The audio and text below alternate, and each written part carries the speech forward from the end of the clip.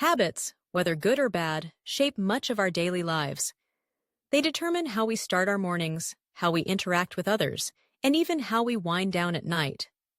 But while we often aspire to build healthy routines, exercising regularly, eating nutritious foods, or practicing mindfulness, many of us find ourselves repeating behaviors we know are detrimental. Procrastinating on important tasks, reaching for junk food, scrolling endlessly on our phones, or staying up too late are just a few examples.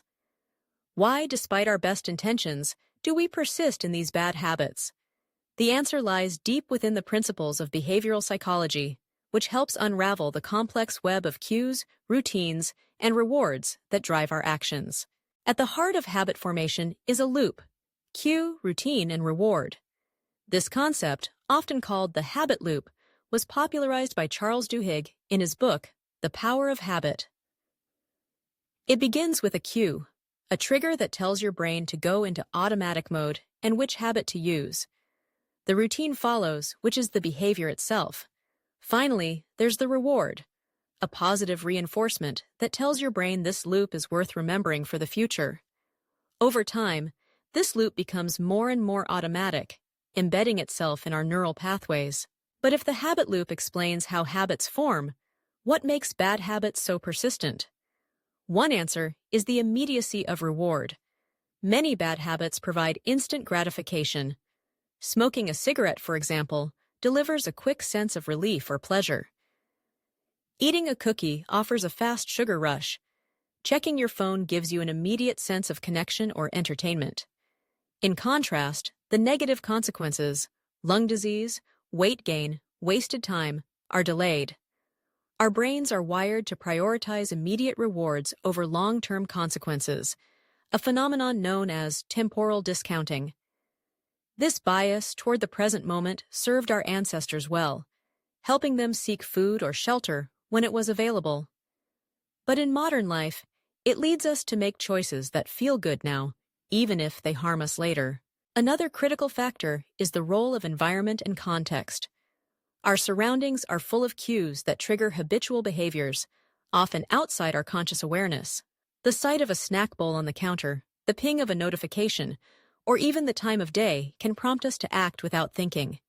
Behavioral psychologist B.F. Skinner demonstrated that much of our behavior is shaped by these external stimuli and the reinforcements that follow. When we repeatedly engage in an action in response to a particular cue and receive a reward, the association strengthens, making it more likely we'll repeat it next time. Social factors also play a significant role. We are inherently social creatures, and much of our behavior is influenced by those around us. If friends or family members engage in certain habits, smoking, staying up late, or binge-watching TV, we're more likely to adopt those behaviors ourselves. This phenomenon, called social contagion, means that habits can spread through communities and peer groups, for better or worse. Yet, it's not just external factors at play. Internal states, emotions, stress, and boredom can drive us toward bad habits as a way of coping or self-soothing. When we feel anxious, lonely, or overwhelmed, habits that offer temporary escape or comfort become especially appealing. Eating comfort food, drinking alcohol, or zoning out on social media can provide brief relief from unpleasant feelings, even if they create bigger problems in the long run. This dynamic helps explain why bad habits often intensify during periods of stress or upheaval. There's also the matter of self-control and willpower. Many people believe that breaking bad habits is simply a matter of determination. But research shows that willpower is a limited resource, prone to depletion. When we're tired, stressed, or overloaded with decisions, resisting temptation becomes much harder. This is why successful habit change often relies less on sheer willpower and more on altering our environments, routines, and systems to make good behaviors easier and bad ones harder. Neurologically, habits are etched into the brain's circuitry. As we repeat a behavior, the neural pathways associated with that action grow stronger, a process known as long-term potentiation. Eventually, these behaviors require less conscious effort and become almost automatic. Over time, the brain's basal ganglia, a region involved in habit formation, takes over, allowing us to perform habits with little awareness or deliberation. This automaticity is a double-edged sword. It frees up mental energy for other tasks, but it also makes breaking bad habits notoriously difficult. To understand why we repeat bad habits, it's also important to consider the role of cognitive biases and distorted thinking. For example, the "what the hell" effect describes how a small lapse in willpower can lead people to abandon their goals entirely. If someone trying to eat healthy slips and has a cookie, they might think, "I've already blown my diet, so what's the point?" and proceed to overindulge. This all-or-nothing thinking sabotages progress and keeps people stuck in cycles of bad behavior. Moreover, habits often serve a deeper psychological purpose. They can help us avoid discomfort, escape negative emotions, or fulfill unmet needs. Bad habits may offer a sense of control, a way to rebel, or even a form of self-punishment. Until we address the underlying drivers, simply removing the behavior itself is unlikely to work in the long term. Understanding these factors is the first step in changing bad habits. But what does behavioral psychology suggest about breaking the cycle? First, awareness is crucial. Many habits operate beneath the surface of consciousness, so bringing them into the light is essential. Keeping a journal, tracking triggers, and noticing patterns can help make the invisible visible. Next, changing the environment can be a powerful lever. Removing cues that trigger bad habits, such as keeping junk food out of the house or turning off phone notifications, reduces temptation.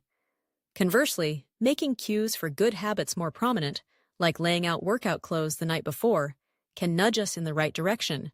Replacing, rather than simply eliminating, bad habits is often more effective.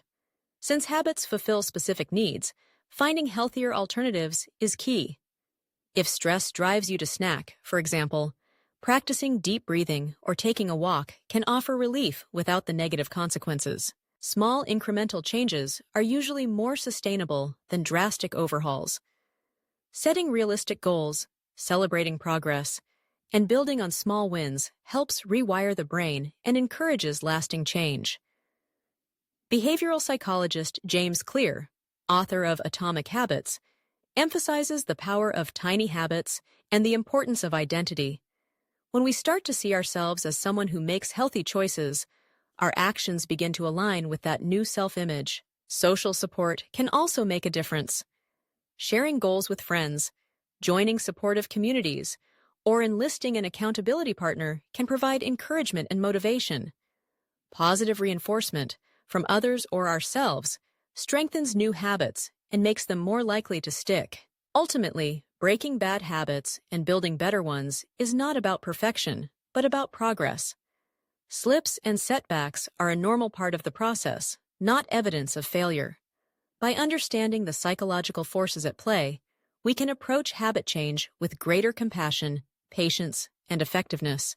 In summary, we repeat bad habits because they are embedded in our brains through cycles of cues, routines, and rewards, often driven by immediate gratification, environmental triggers, social influences, emotional needs, and automaticity. Breaking these patterns requires awareness, environmental changes, substitution with healthier behaviors, small steps, and social support. By harnessing the insights of behavioral psychology, we can gradually reshape our habits and, in turn, our lives for the better.